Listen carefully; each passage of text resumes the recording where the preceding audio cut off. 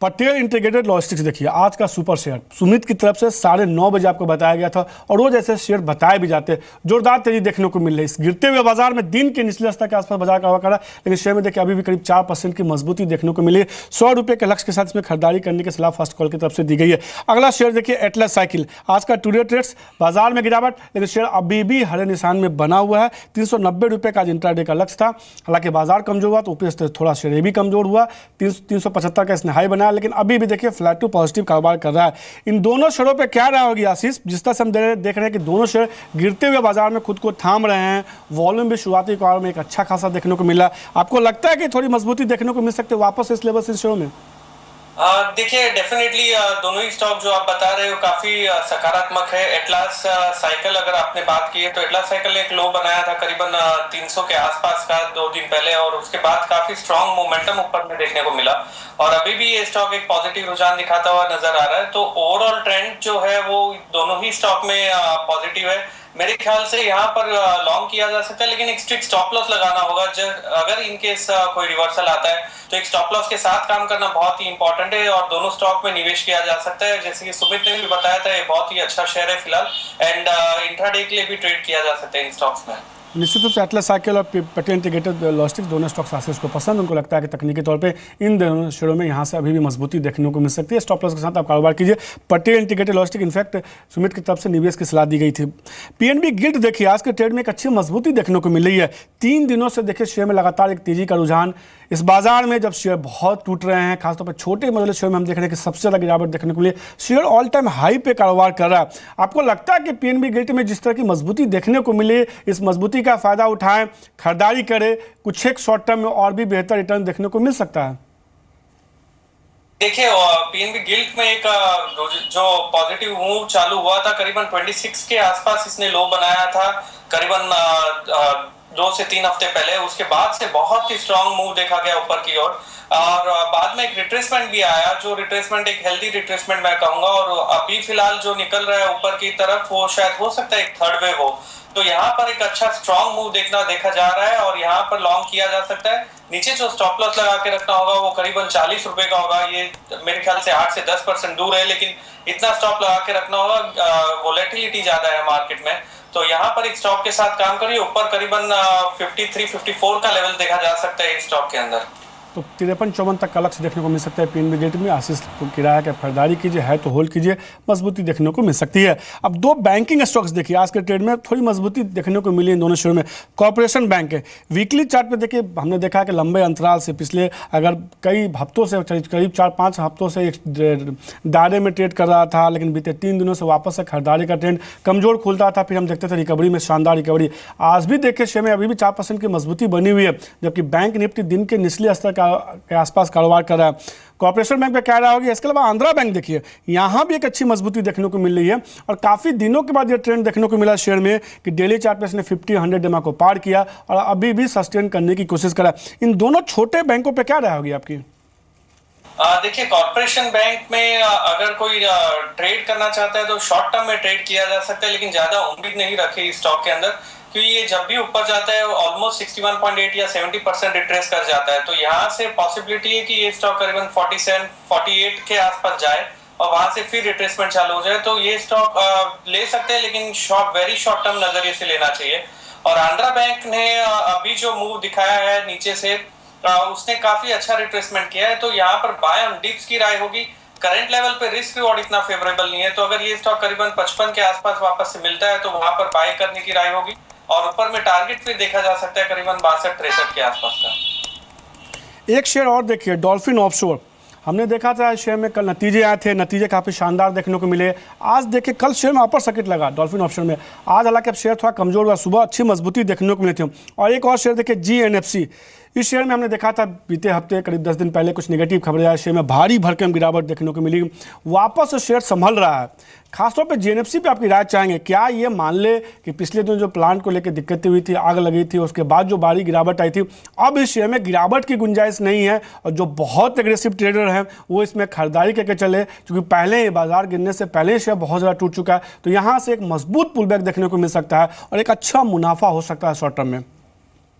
Definitely देखिए GNFC एक बहुत ही बेहतरीन अप ट्रेंड में है, उसके इसका शॉर्ट टर्म ट्रेंड भी पॉजिटिव हो चुका है ऐसा लग रहा है, और लॉन्ग टर्म ट्रेंड तो सकारात्मक है ही।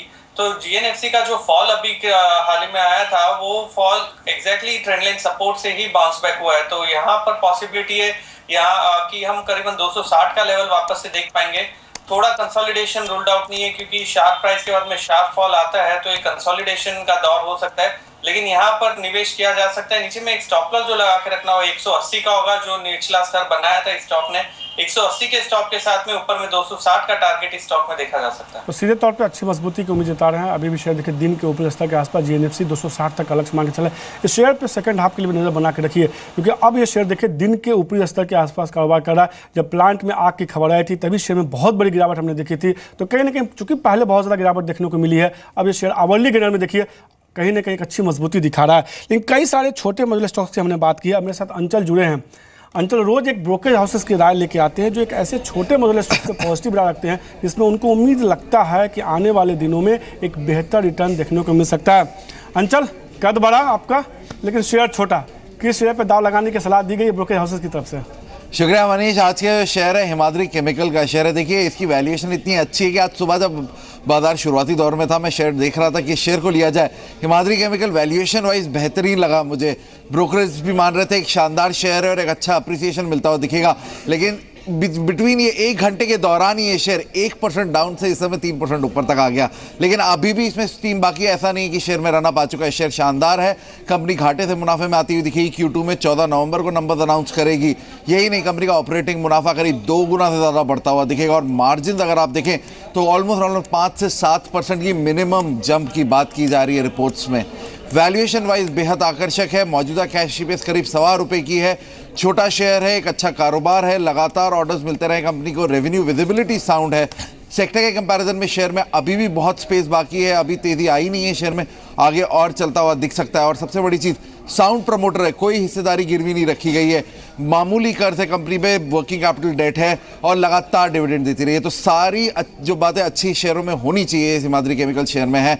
इसीलिए कहीं ना कहीं एमके मानता है एक शानदार पिक हो सकती है, मल्टी बैगर तक ये शेयर बन सकता है आगे आके। लेकिन शुरुआती दौर में वो मानते हैं लंबी अवधि के निवेशक खरीदारी करिए हिमाद्री केमिकल्स में, आने वाले दिनों में ₹60 तक के लक्ष्य आपको देखने को मिल सकेंगे। यानी कि सीधे तौर पे एमके मानते हैं कि मौजूदा स्तर शेयर में करीब 30% तक का उछाल देखने को मिल सकता है। जब बाजार में गिरावट हो तो कुछ एक ऐसे स्टॉक्स पर रखनी चाहिए जिसमें उम्मीद की जाती है कि बेहतर रिटर्न देखने को मिल सकता है। कई सारे पॉजिटिव ट्रिगर अंचल ने बताया है। एक बहुत तकनीकी तौर पे आपकी तरफ से भी चाहेंगे आशीष, क्या राय होगी हिमाद्री केमिकल पे? 60 का तो फंडामेंटल राय निकल कर है, तकनीकी तौर पे क्या राय निकल के आएगी आपकी? देखिए टेक्निकल लेवल्स पे अगर देखा जाए तो नीचे का जो लो बना है आज के दिन में 42 का एक इम्पोर्टेंट लो है, और ये लो अगर जब तक प्रोटेक्टेड है तो मेरे ख्याल से इस स्टॉक के अंदर मजबूती देखी जा सकती है। ऊपर जो रेजिस्टेंस निकल कर आता है वो करीबन 55 के आसपास है। पोटेंशियल अच्छा है, रिस्क रिवॉर्ड अच्छा फिट होता है। यहाँ पर स्टॉक में बाइंग की जा सकती है। एक 42 का अगर शॉर्ट टर्म का नजरिया है तो 42 का स्टॉप लॉस लेके चलिए। अगर तकनीकी तौर पे ये शेयर आप बैक कर रहे हैं शॉर्ट टर्म के लिए तो 42 का स्टॉप लॉस रखिए।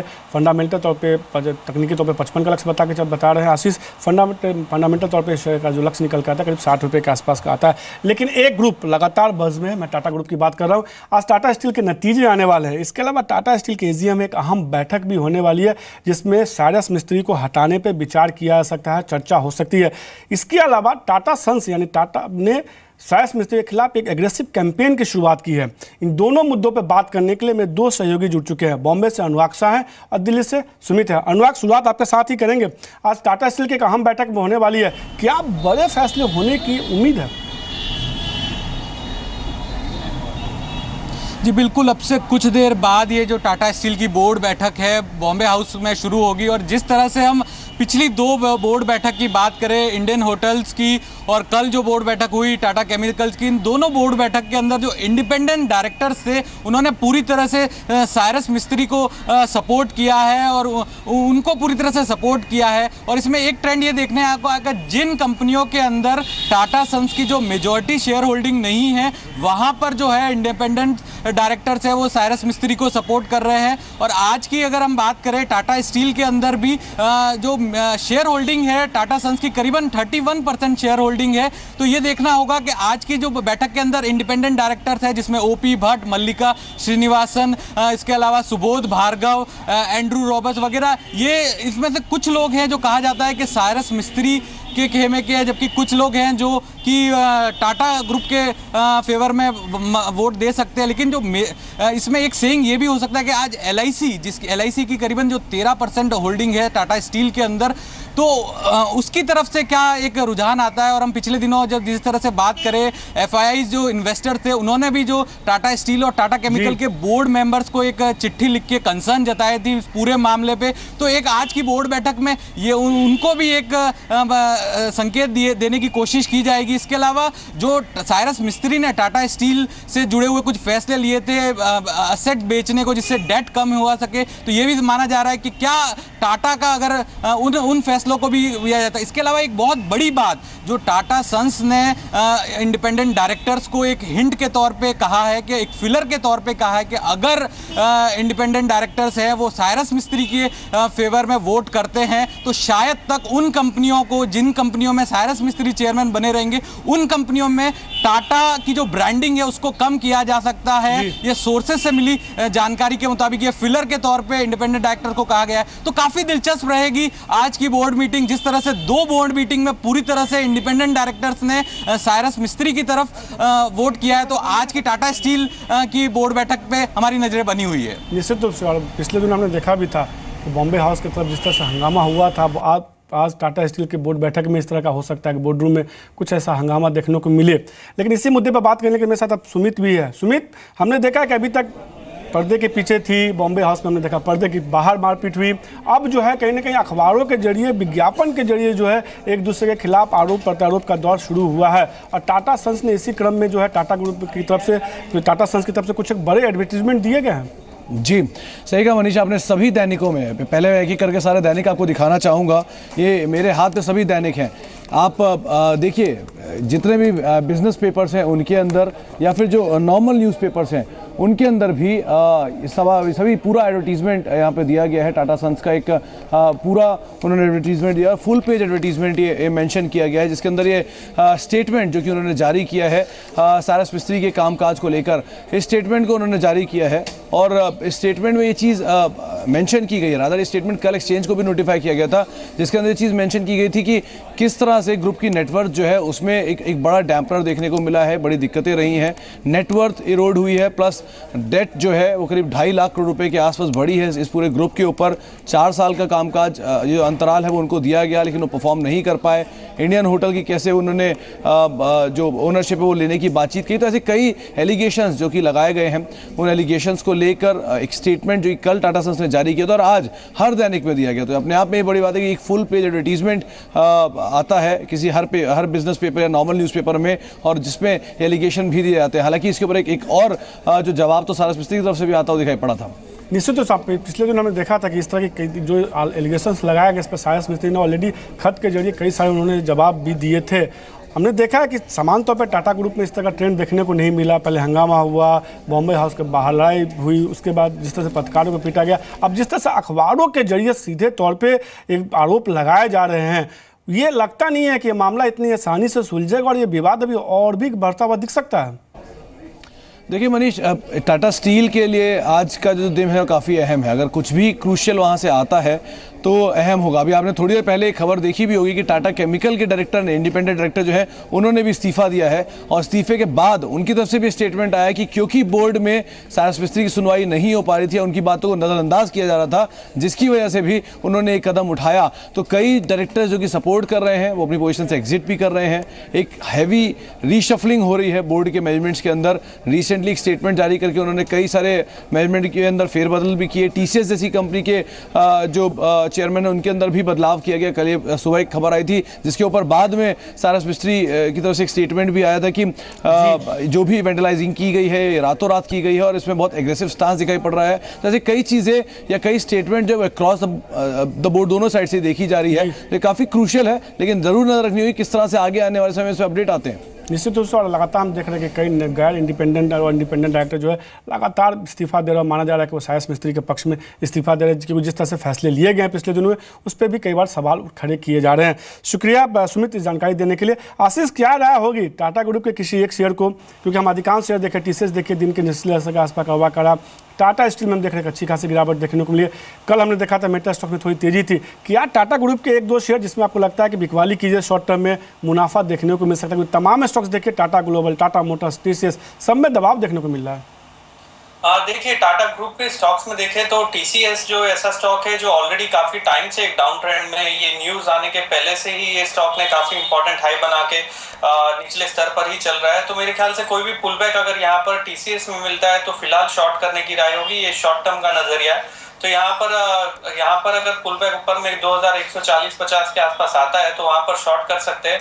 स्टॉप लॉस 2200 का रखना होगा, टारगेट नीचे में 2100 या 2100 के नीचे थोड़ा देखा जा सकता है। On the contrary Tata steel में फिलहाल जो मूवमेंट देखा गया है और मेटल इंडेक्स में जो देखी गई है उस हिसाब से ये ओवरऑल रुझान पॉजिटिव है। तो मेरे ख्याल से टाटा स्टील में लॉन्ग करने की राय होगी। थोड़ा रिजल्ट आने की वेट करना बेहतर होगा। मे बी कल तक अगर जो इवेंट है वो सबसाइड हो जाता है उसके बाद में टाटा स्टील में अगर रुझान फिर भी पॉजिटिव रहता है तो मेरे ख्याल ओवरऑल मेटल स्ट्रांग है तो टाटा स्टील में बाय की राय होगी, TCS में सेल की राय होगी। तो सीधे तौर पे टाटा स्टील एक शेयर होगा जिसमें खरीदारी करने से और TCS में बिकवाली करने से। लेकिन वंदे मातरम कार्यक्रम में एस्ट्रो ग्रुप के चेयरमैन और राज्यसभा सांसद सुभाष चंद्रा बोलते हैं, डॉक्टर सुभाष चंद्रा बोल रहे हैं साधु संत केवल धर्म का प्रचार ही करते हैं,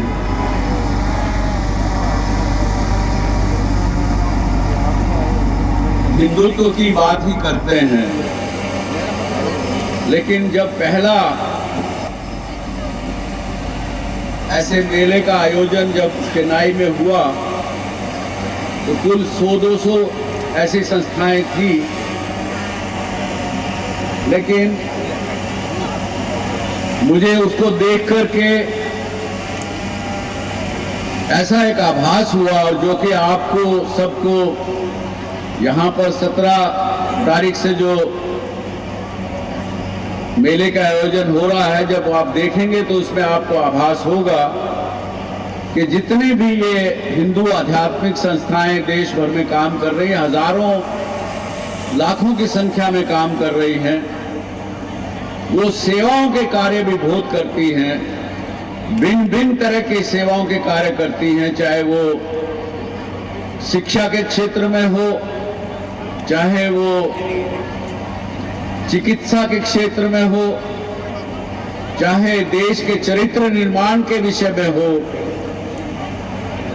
आपको सबको मैं एक आह्वान करना चाहूंगा कि आप अपने माता पिता, परिवारजन, दोस्तों को, मित्रों को, सबको कहिए कि वो जरूर आए इस मेले को देखने के लिए। आप सबको जब देखेंगे तो आपको अपने आप पर गर्व होगा कि मैं इस ऐसे एक अच्छे हिंदू समाज का एक अंग हूं जो कि सब धर्मों की बात करता है, जो सबके कल्याण की बात करता है और पूरे ब्रह्मांड की बात करता है। केवल तो गाजियाबाद में वंदे मातरम कार्यक्रम में राज्यसभा सांसद डॉक्टर सुभाष चंद्रा बोल रहे थे। सीधे तौर पे कई सारी संस्थाओं के बारे में बता रहे थे।